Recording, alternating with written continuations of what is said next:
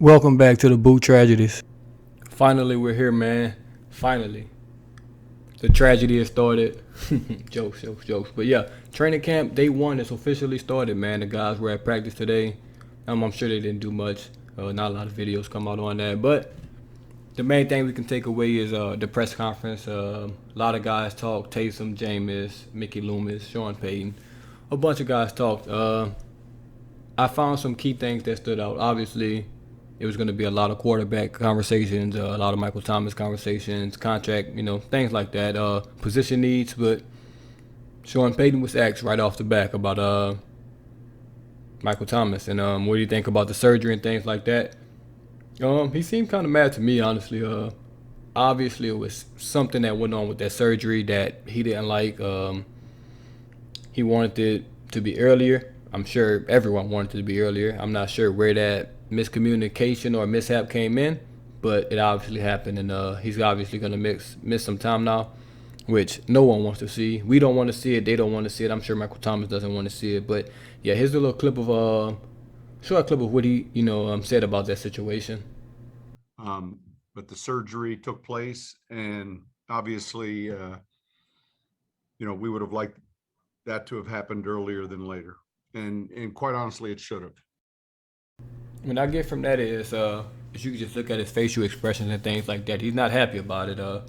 It's your star receiver, $100 million receiver. You don't want him missing games, especially things that could have been taken care of since January or February. Michael Thomas obviously got hurt week one, and now he's going to miss week one, which that should never happen. That's 365 plus days that he'll be out technically, or not out, or that he'll be dealing with this ankle injury.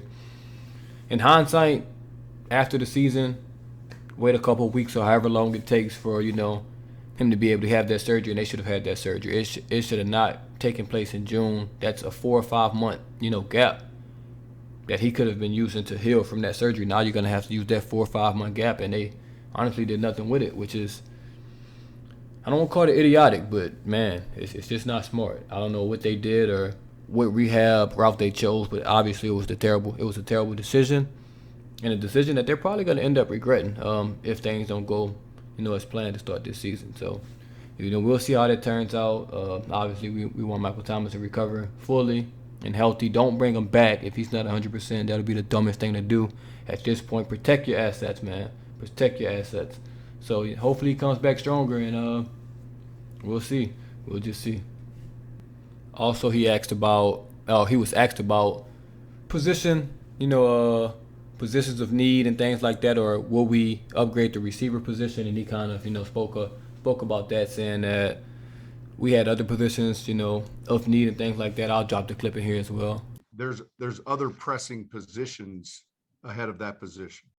The position he was talking about was wide receiver, of course, coming off that Michael Thomas conversation. So basically, he's saying he's happy with the guys we have. Well, he didn't say he was happy, but I guess they're content because other positions that the team needs to look at, more than wide receiver right now. So that's good news for the guys on the team. Some of the undrafted guys, 7th-round guys.